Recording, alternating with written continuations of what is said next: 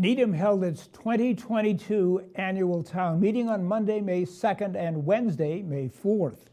Town meeting approved a $206 million operating budget for fiscal year 2023 and other funding requests for capital facilities and infrastructure. A few town meeting members who thought the recommended expenditures did not reflect resident priorities tried to make changes on the floor. Municipal producer Yu Xiaoyuan has the details. On the first night of town meeting on May 2nd, town meeting member from Precinct H, Richard Zingbong, made a motion to amend the proposed operating budget by allocating $25,000 from the reserve fund to the Park and Recreation Department for playground maintenance. Our playgrounds are totally inadequately maintained. There's a number of unsafe conditions on a number of the playgrounds. I've noticed that when my grandchildren go to the playgrounds to play. The motion passed by a majority vote. Town meeting approved Article 13, which authorized using about $900,000 in state funds for public ways. But Holly Clark from Precinct D raised questions about the use of the funds. In the YouTube video the Select Board made prior to the meeting, board member Heidi Frail explained the money will be reserved for the downtown infrastructure improvement project and the compliant infrastructure for quiet zones at the railroad grade crossings. Clark advocated for adding sidewalks at the Charles River Street and Central Avenue intersection. The families and kids that live there do not have any sidewalks, do not have any crosswalks. The families that live over there are basically on an island. Those kids cannot cross Charles River. They cannot cross Central Avenue. Clark said right now the intersection is on a long wait list for future upgrades, and neighbors felt their priorities were not being heard. It would be 20 years before that intersection would rise to the top. She wanted to know if the town can involve some form of public engagement to decide the use of the money. Frail rose to respond. The Select Board's policy is to repair existing sidewalks before adding new sidewalks, so that's one thing. The Select Board goals does include reviewing and adding sidewalks, however. And as part of this project, there will be downtown design workshops. Following those workshops, we are going to have community surveys to assess priorities. This topic came up again on May 4th during a discussion about appropriation of $3 million from the town's free cash for multiple capital improvement projects.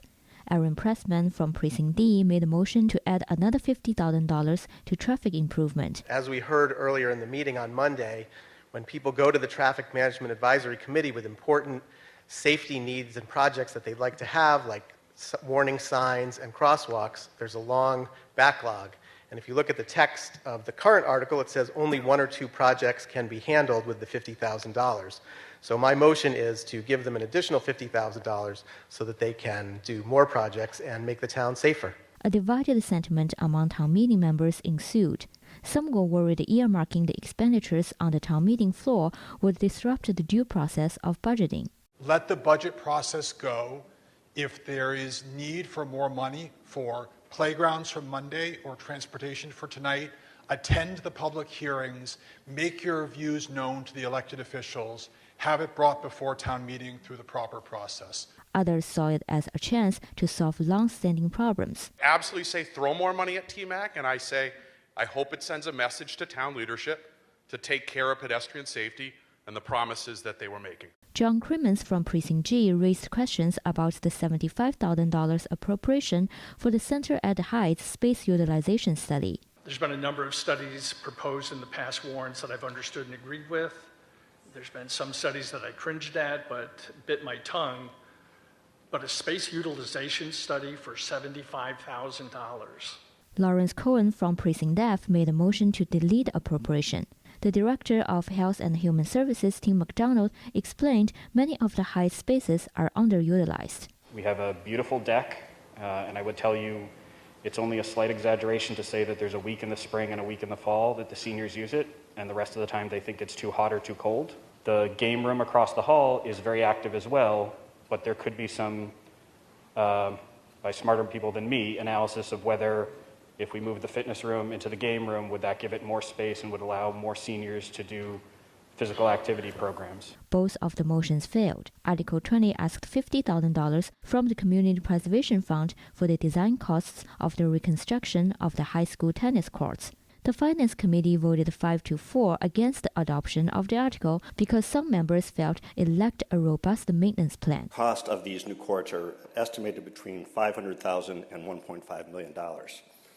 These courts were redone in 2006 when the high school was redone, so they've only lasted about 15 years. So some concern on the committee about the maintenance plan. Paul Singerthaler from Precinct E made a motion to refer the article to the Park and Recreation Commission.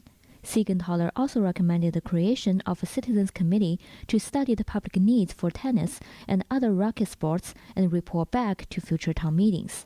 We need to look at Needham as a whole, take a holistic approach and understand where can we put courts, what do we need, what's a proper facility for our high school teams, for our youth programs, and for all the adults in Needham who play.